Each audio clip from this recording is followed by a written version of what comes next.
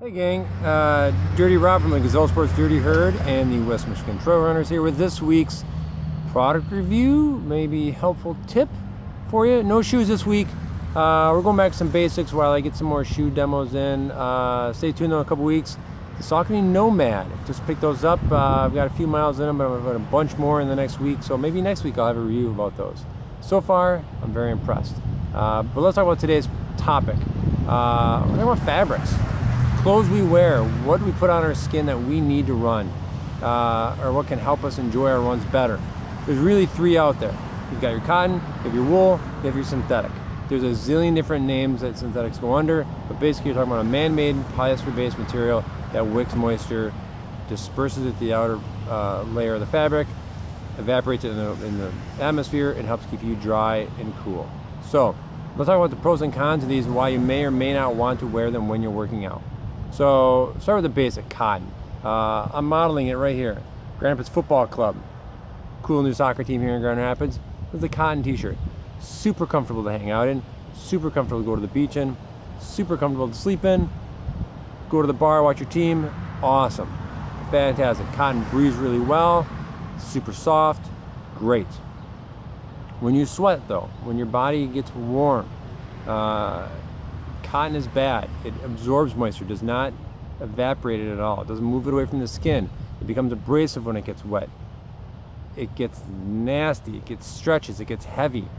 All things you don't want when you're running. You want stuff to stay light on your body and keep you comfortable.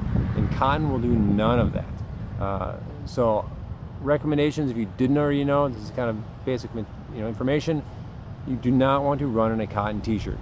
If you do, you should invest heavily in Body Glide or Band-Aids, or both. So cotton, hangout wear, awesome. Fitness wear, not awesome. So the next two are really what we're talking about when it comes to running and what keeps us comfortable. So you've got two options, synthetic or wool. So I've got the Airflow here from Patagonia and a basic Smart Wool t-shirt in front of me.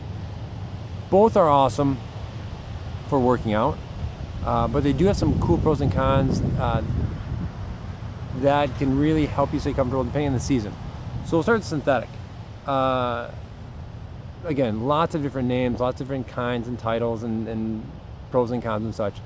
But basically you're looking at a material that's going to stay dry in your body, it's going to stay light in your body, it's going to pull the moisture off when you sweat. It won't do anything while you're getting warm, but when you actually produce sweat, it's going to pull that moisture off of your skin, disperse it to the outer layer of the fabric, keep you dry. Helps you not blister on socks, helps you not chafe in the upper body or shorts anywhere.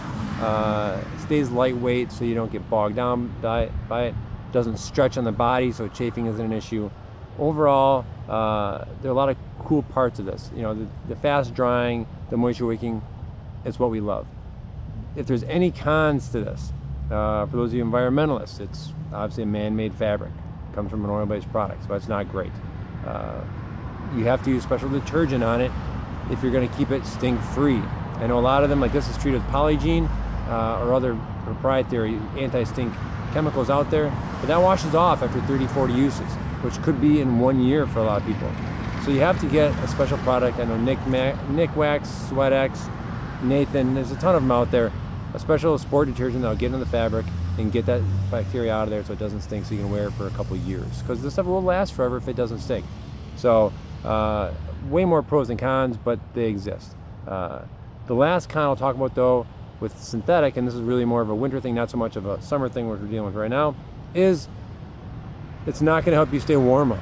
You know, it's not very temperature regulating.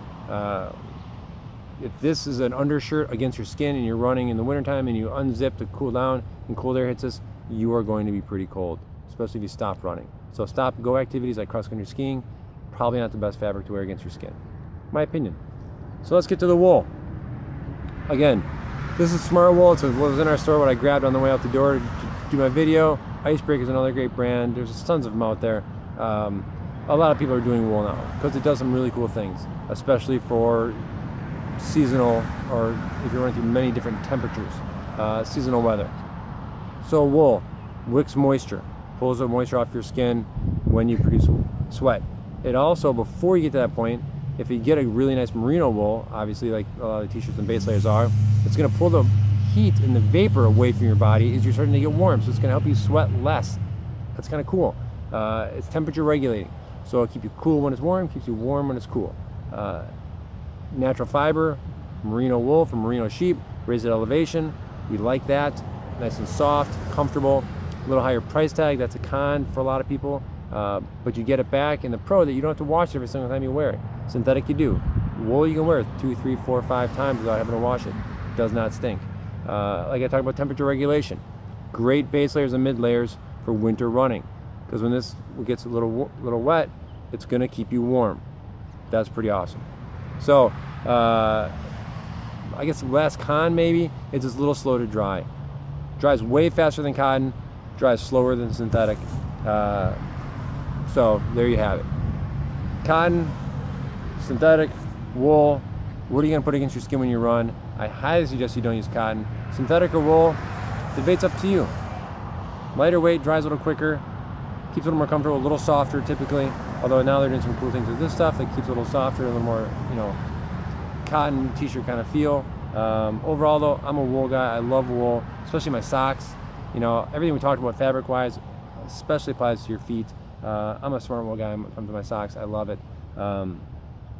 So check them out. If you haven't thought about what you're putting into your body, especially high sweat areas, feet, shirts are the big areas. Get rid of the cotton, get some synthetic or some wool on your body. You will be drier, you won't blister, you won't chafe, you'll be more comfortable. The fabric will stay lighter in your body. You know, I guess the last thing I'll point out, you know, for us trail runners is durability. Make sure you get something with a little tighter weave. You know, I tend to stick with the outdoor companies, Patagonia, North Face for my trail running tech stuff. I go that way. I love my Smart Wool, as I mentioned. It seems to be a little more durable, a little less inclined to snag when you're running by briars and things like that. But again, one man's opinion. Don't hold me to it. So, synthetic or wool, no blisters, anti-stink, keep you more comfortable, no chafing like you get in this shirt. Save the cotton for the bar, save it for the beach, save it to sleep in. All right, guys, I think that's enough. Any questions, concerns, or worries, put it in the notes below. Otherwise, I'm Dirty Rob. I'm going running. Hope to see you on the trails. See you next week at the new shoe review. I'm out.